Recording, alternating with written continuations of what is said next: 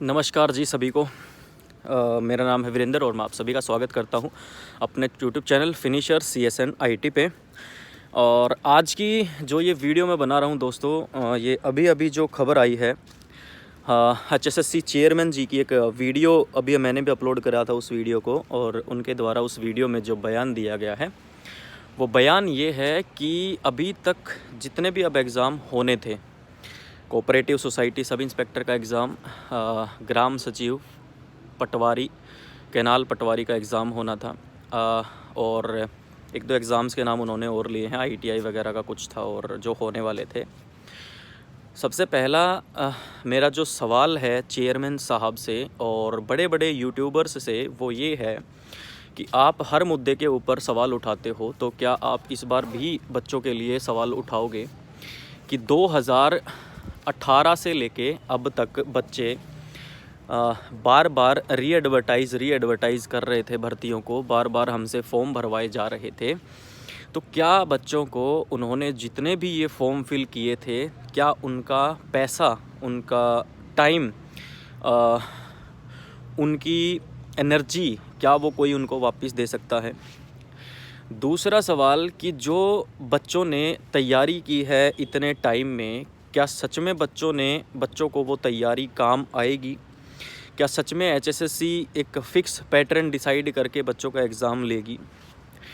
तीसरा सवाल मेरा उन यूट्यूबर्स से, बड़े बड़े यूट्यूबर्स से जो आवाज़ उठाते हैं बच्चों की और जो हमेशा उनके साथ खड़े रहते हैं, और चेयरमैन साहब से मेरा तीसरा सवाल ये है कि अब जो आगे आपने बयान दिया है कि सारे के सारे जो पेपर हैं वो CET के तहत होंगे, यानी कि बच्चों को पहले CET का पेपर देना पड़ेगा। CET के पेपर में अगर वो क्वालिफाई करते हैं तो ही वो उन भर्तियों के लिए एलिजिबल होंगे। यानी कि आप चाहते हैं कि जो CET का फॉर्म नहीं भरना चाहता था वो भी अब मजबूर होकर CET का फॉर्म भरेगा ही भरेगा। आपने बताया था कि ऑलरेडी 7-8 लाख 9 लाख के आसपास बच्चों ने CET का फॉर्म फिल कर दिया है। अगर ऑन एन एवरेज अगर हम 200 रुपये के हिसाब से भी लगा के चलें तो भी बहुत सारा पैसा जो है वो ऑलरेडी सरकार HSSC के पास जा चुका है, और अब और ज़्यादा जाएगा, क्योंकि काफ़ी सारे ग्रेजुएट लोग ऐसे थे जिनको D ग्रुप में नहीं जाना था, उन्होंने नहीं फॉर्म फिल किया था, अब उनको भी मजबूरन फॉर्म फिल करना पड़ेगा। अभी मेरे सामने CET का जो एक नोटिफिकेशन मेरे सामने है उसमें लिखा हुआ है कि 75% India GK, English, Hindi, computer science, current affairs, international GK, static GK और हिंदी ग्रामर, पता नहीं हिंदी व्याकरण आएगी, हिंदी लिटरेचर आएगा, इंग्लिश ग्रामर आएगी या इंग्लिश वोकैबुलरी आएगी, कुछ नहीं पता। और 25% हरियाणा का इतिहास, हरियाणा की ज्योग्राफी, हरियाणा की पॉलिटी, ये सब आने वाला है।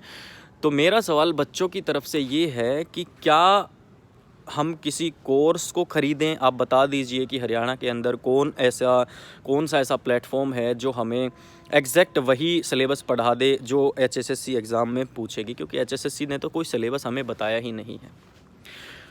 तो ये एक स्टूडेंट के, एक 3 साल से एक स्टूडेंट जो तड़प रहा है, तैयारी कर रहा है, अलग अलग खट्टे मीठे ट्रॉमा से गुजर रहा है, बहुत सारे लोगों की बातों को सुन रहा है। कोई टीचर उसको कुछ बोलता है, ये पढ़ लो, कोई टीचर कहता है मेरा कोर्स ले लो, कोई टीचर कहता है मेरी किताब पढ़ लो, मेरा पढ़ाया हुआ आएगा, मेरा कराया हुआ आएगा, हमारा कोर्स लेने से आपका सिलेक्शन हो जाएगा। तो ये जो बच्चा एक ट्रॉमा से गुजर रहा है, क्या कब तक ये बच्चा उस ट्रॉमा को सहन करेगा? क्या कभी ऐसा होगा कि हरियाणा के अंदर पिछले 6 साल में जो नहीं हुआ है और जिसकी उम्मीद बच्चे लगा के बैठे हैं कि कोई एक टाइम टेबल HSSC हमें हर भर्ती का दे दे कि साल में इस समय पे ये भर्ती होगी, इस समय पे रिज़ल्ट आएगा, इस समय पे जॉइनिंग होगी। जैसे इंडिया में बैंकिंग सेक्टर करता है, 6 महीने के अंदर अंदर अपनी भर्ती को कंप्लीट करता है। जैसे SSC कभी कभी थोड़ा सा लेट हो जाता है, लेकिन वो भी टाइम टेबल शेड्यूल जारी करता है। जैसे और बहुत सारे ऐसे UPSC है, बहुत सारी एजेंसीज़ ऐसी हैं जो टाइम पे अपना एग्ज़ाम लेती हैं और बच्चों को टाइम टेबल देती हैं कि कब आपका एग्ज़ाम होगा, कब उसका रिज़ल्ट आएगा, कब अगला एग्ज़ाम लेंगे, क्या सिलेबस रहने वाला है।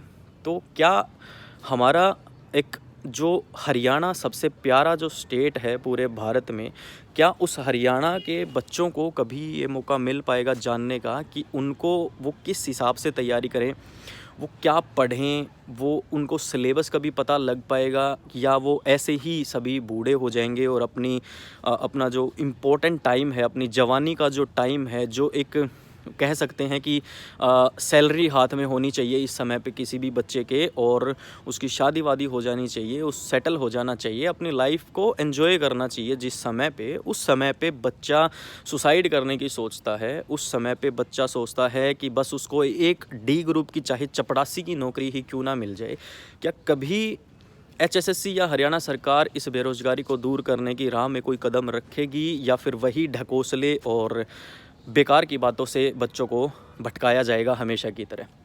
तो ये एक स्टूडेंट के, एक विद्यार्थी के सवाल हैं। आप सभी से रिक्वेस्ट है, इन सवालों को अपने जिस भी टीचर को आप अच्छा मानते हो, जिस भी यूट्यूबर को आप मानते हो कि उसने कुछ किया आपके लिए, उस तक पहुंचाइए, और हो सके तो HSSC के चेयरमैन श्री भोपाल सिंह खदरी जी तक इस वीडियो को पहुंचा दीजिए। तो चेयरमैन साहब, आपसे ये कुछ एक फ्रस्ट्रेटेड विद्यार्थी के कुछ सवाल हैं, आप कृपया करके इन सवालों का जवाब दीजिए। बाकी सवालों के जवाब तो इंटरव्यू में लोग लेने पहुंच जाते हैं, लेकिन कहीं ना कहीं इन सवालों के जवाब लेने की हिम्मत शायद किसी में आपसे नहीं है। धन्यवाद दोस्तों। काफ़ी मूड जो है वो अपसेट है, क्योंकि बहुत बुरी खबर है ये सारी भर्तियों का कैंसिल होना, CET के तहत होना, जिसका हमें यही नहीं पता कि उस एग्ज़ाम में क्या आएगा क्या नहीं आएगा। और संघर्ष बढ़ रहा है, धीरे धीरे संघर्ष कम नहीं हो रहा है। मेहनत को जारी रखेंगे, और ऐसे ही सवाल पूछने का अधिकार हमारा है, हमारे पास हमारा राइट है, right to ask question, right to speech. और इसी अधिकार का फ़ायदा उठाते हुए हम अपने सवाल कंटिन्यू रखेंगे, पूछते रहेंगे और अपनी मेहनत को जारी रखेंगे। जय हिंद, जय भारत।